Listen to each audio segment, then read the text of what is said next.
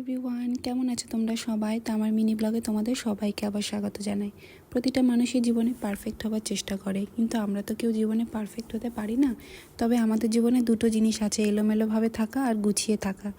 তুমি কোনটাকে চুজ করবে সেটা তোমার একান্ত ব্যক্তিগত ব্যাপার। এই যে ধরো, আমি ছোটো থেকেই ভীষণ পারফেক্ট হওয়ার চেষ্টা করে এসেছি। জানি না জীবনে কতটা পেরেছি, তবে চেষ্টা আমি ছাড়িনি, কারণ এতে আমি শান্তি পাই, আনন্দ পাই, আমার ভালো লাগা। এটা আমার ছোটোবেলার অভ্যেস।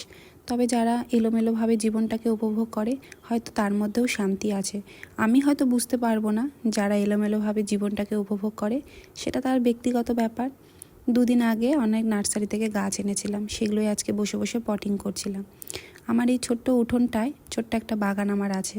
প্রতিদিন প্রচুর গাছের পাতা পড়ে থাকে, আমি প্রতিদিন পরিষ্কার করি।